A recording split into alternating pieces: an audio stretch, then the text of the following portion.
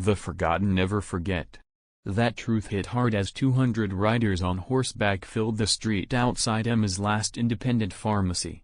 Just one day earlier, she'd stood up to the town manager for harassing a lone cowboy about his Mustang. What happened next would leave an entire town in tears. Hi everyone, welcome to Tales Unveiled. Let's get started. Emma Reynolds, 38, was 5 minutes from locking up Westridge Pharmacy when she heard hoofbeats on Main Street. The sound instantly transported her back 30 years, to being 7 years old, riding double with her grandfather on his chestnut mare, delivering medications to outlying ranches during a blizzard.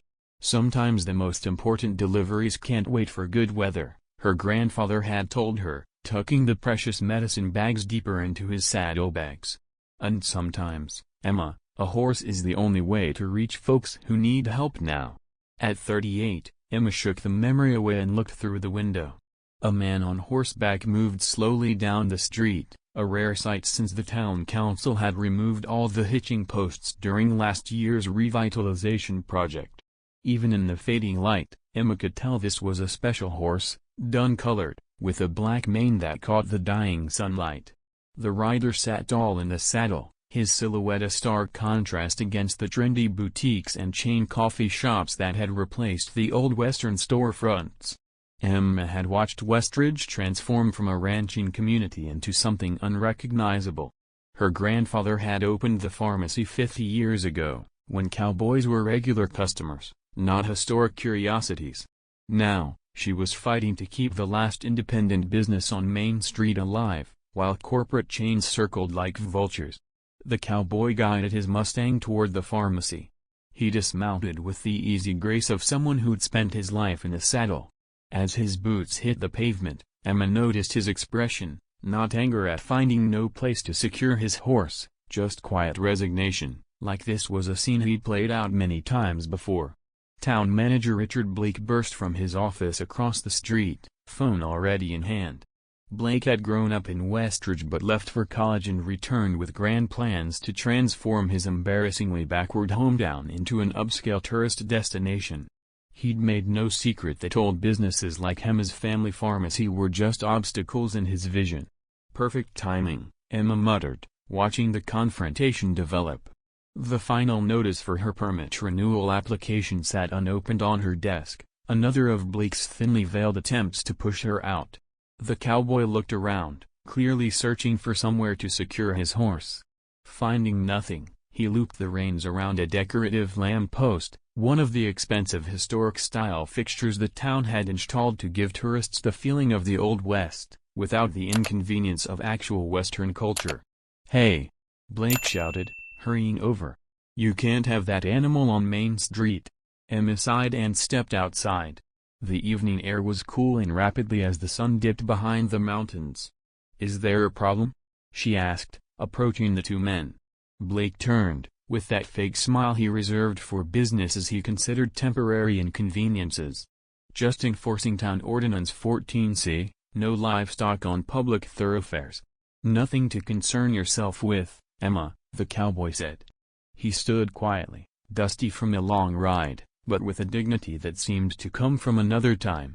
He was older than Emma had first thought, maybe late 40s, with lines etched deep around his eyes from years squinting against sun and wind. In his hand was a folded prescription form. "I called ahead about my niece's inhaler," he said, his voice low and steady. "The doctor said you'd have it ready." Emma remembered the call from earlier. "Mr. Hollister, for Abby's emergency refill?" He nodded, relief crossing his weathered face. "Been writing since dawn. Name's Caleb Hollister. Storm washed out the bridge on County Road 22, only road to our ranch. Abby's having bad attacks since the weather changed. Your transportation issues aren't our concern," Blake cut in, thumbs hooked in his belt loops, like a man playing sheriff. "Town ordinances are clear, no horses on Main Street." A small crowd was beginning to gather, tourists snapping photos of a confrontation as if it were street theater staged for their entertainment. The scene sparked another memory for Emma, her grandfather standing up to the county commissioner when he tried to block a medicine delivery to a Native American family outside town limits. Some rules need breaking when lives are at stake, he told her afterward. Emma felt her patience snap. After months of Blake's thinly veiled threats about her permit renewals, after watching her hometown transform into something unrecognizable, this felt like the final straw. Some things still mattered more than rules or profits. "The medication's ready inside, Mr. Hollister," she said firmly. "You can tie your horse to the railing behind my pharmacy.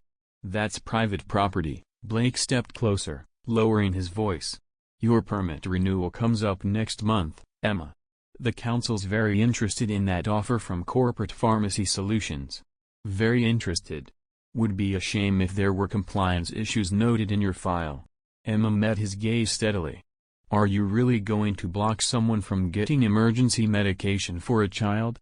For you, a free like is easy. But for me, it is the greatest support and encouragement. For this video, can you give me 1 like and 1 subscription? Thank you very much." "I'm enforcing the rules," Blake replied coldly. "Something you might want to consider if you want that renewal approved." The cowboy backed away, hands raised slightly. "Don't need to cause trouble for you, ma'am. I'll find another way." Emma knew what that meant. The next pharmacy was 30 miles away in Riverdale.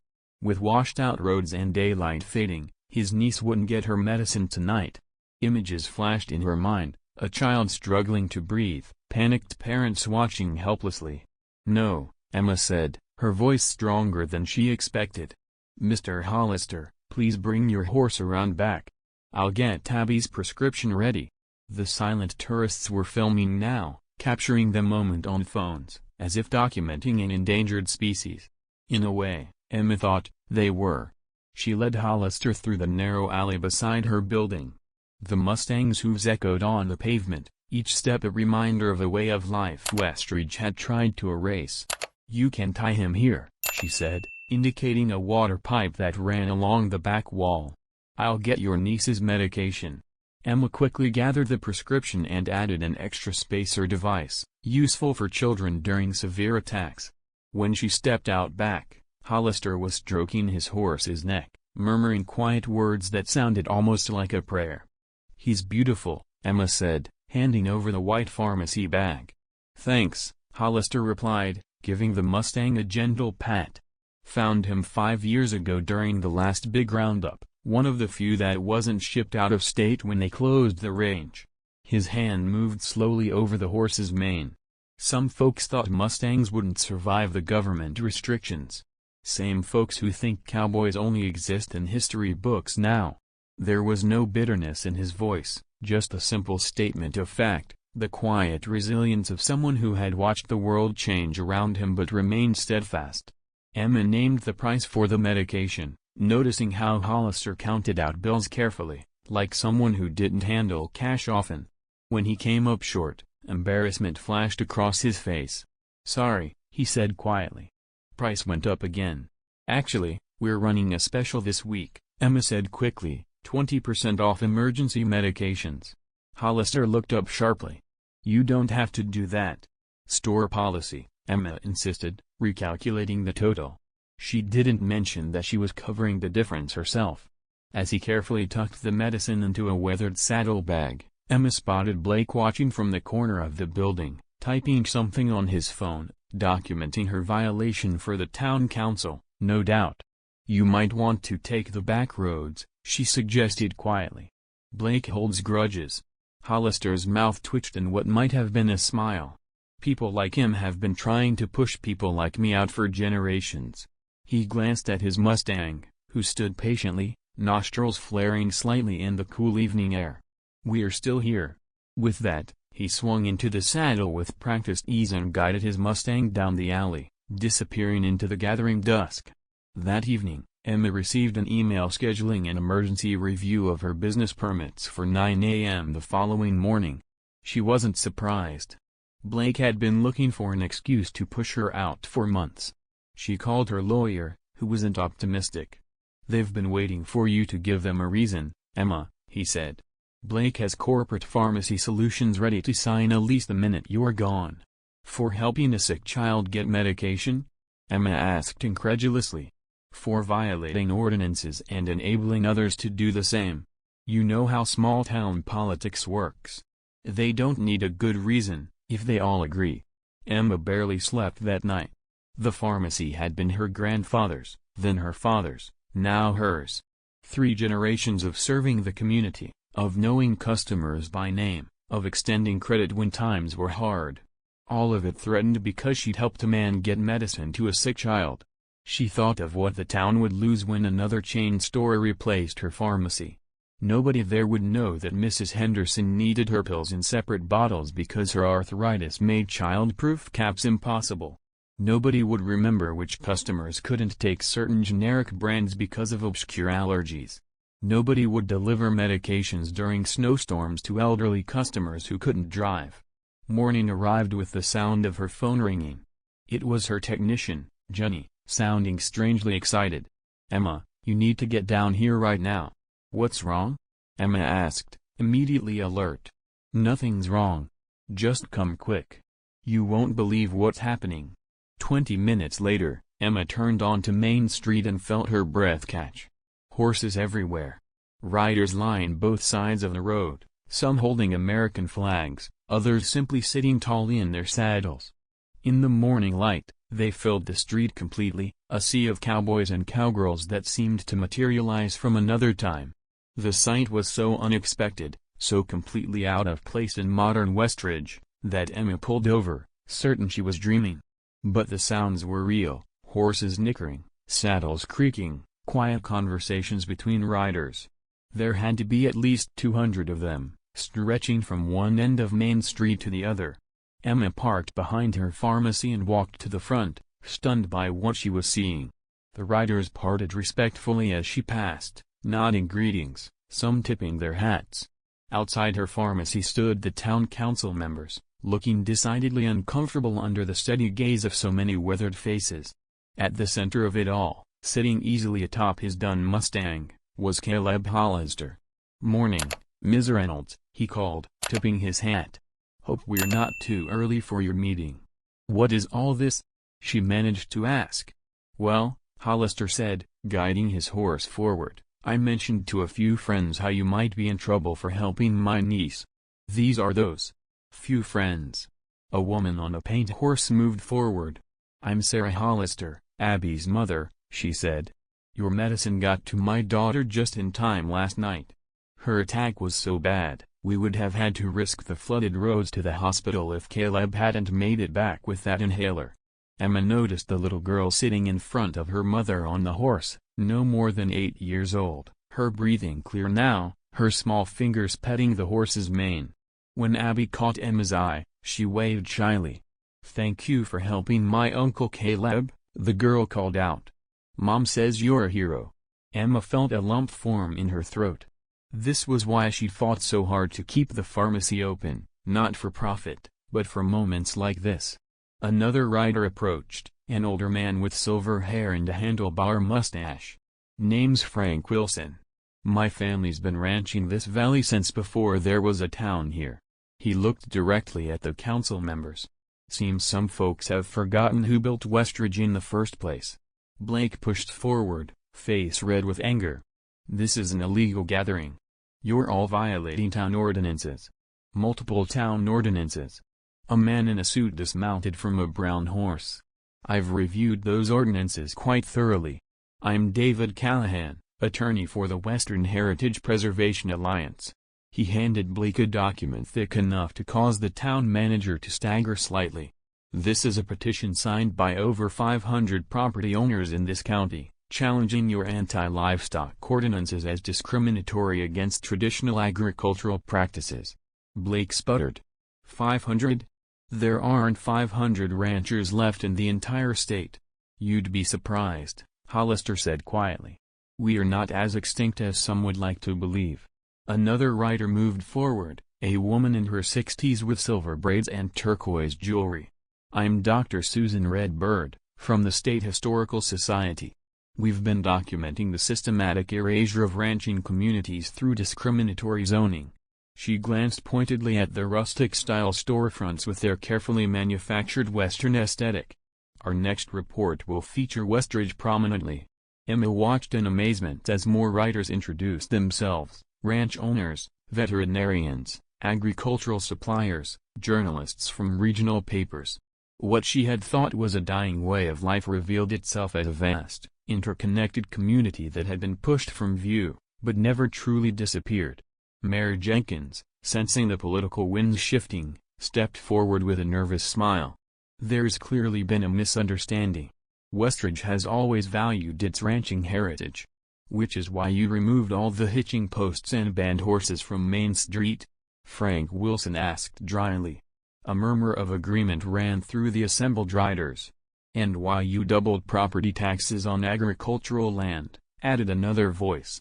"And why you rejected every permit application from ranching families trying to diversify their businesses," called someone else. The mayor's smile faltered. "Perhaps it's time to revisit some of those decisions," he conceded. "I propose we form a committee to review our ordinances, with input from our agricultural community." As diplomatic discussions continued, Emma noticed Blake standing away from the crowd, staring at something across the street.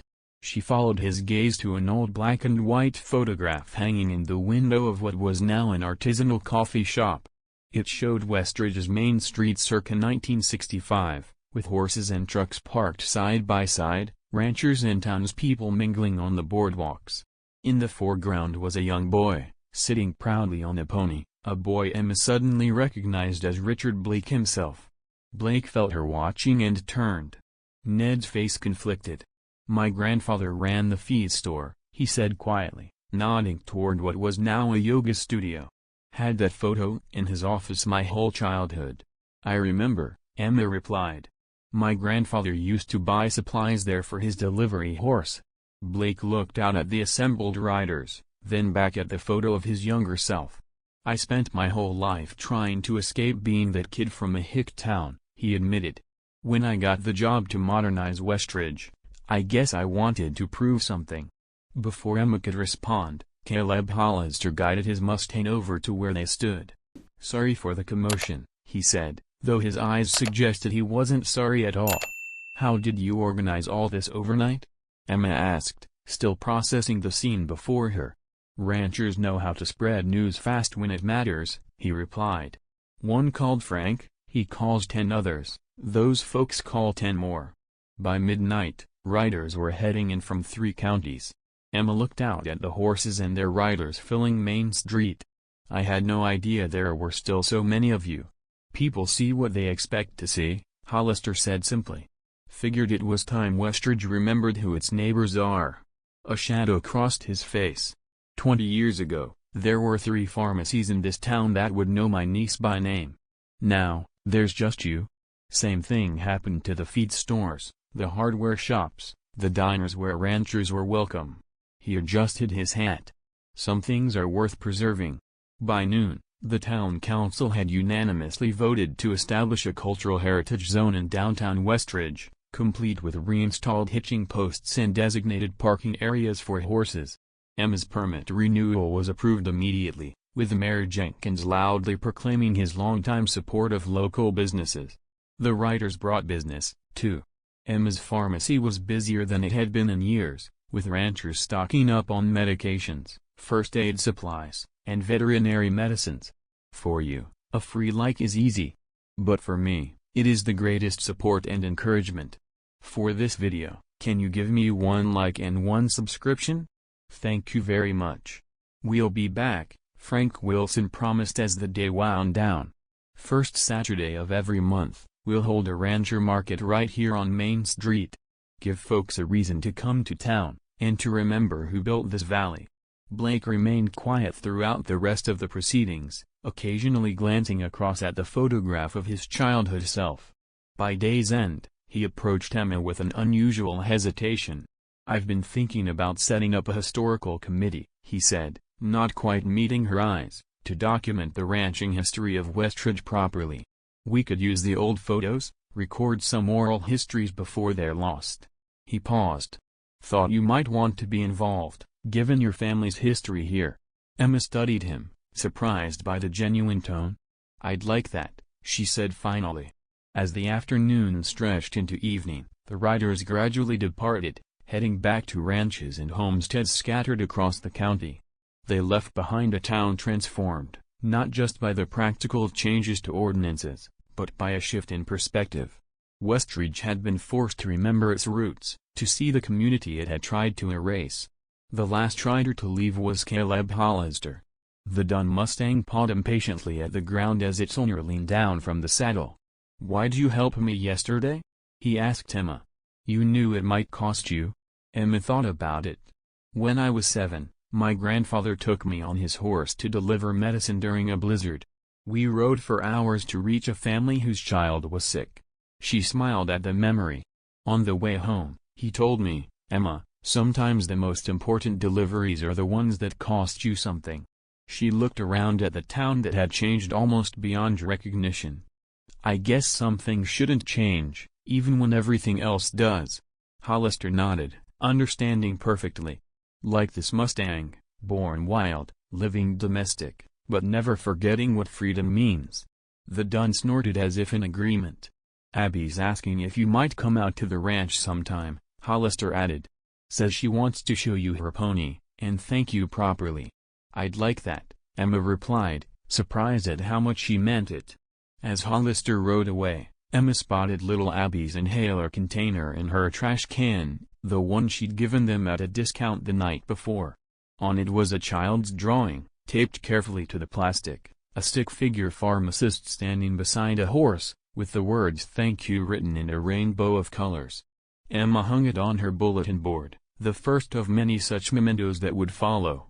3 months later, Westridge was transformed. The first Saturday of each month now brought hundreds of riders to town, filling Main Street with horses, vendors, music, and life. Emma's pharmacy sported a newly installed hitching rail, alongside other businesses that had quickly recognized the opportunity the rancher market represented finally discovered he could achieve. Corporate Pharmacy Solutions had withdrawn their offer, recognizing that the community had chosen a different path forward, one where independent businesses could still thrive alongside carefully managed growth. Every evening, Emma would close up shop and walk home past the new plaque in the town square, Westridge, where tradition rides on. Beneath it, a simple etching of a Mustang with its head held high against the mountains, a reminder that sometimes standing up for one person reveals you are not standing alone at all. And sometimes, the most powerful statement isn't a protest or a petition, but 200 riders appearing silently at dawn, showing a town that forgot them that they were there all along, just over the horizon, waiting for someone to remember. The morning after the first official rancher's market, Emma found a package leaning against her pharmacy door. Inside was a hand-tooled leather saddlebag with Westridge Pharmacy burned into the side. The note read simply, "For deliveries. Some places still need medicine brought the old way. Ch." Emma hung it beside her counter, next to a framed photo, newly discovered in her grandfather's old albums, a young man on horseback in front of the original pharmacy, saddlebags filled with medicine. Ready to ride out to those who needed him most. A tradition now reborn, like the Mustangs themselves, refusing to be tamed by changing times. Love this story? Hit that like button and subscribe to the channel for more. Don't forget to check out the video currently on your screen. You won't want to miss it. See you in the next one.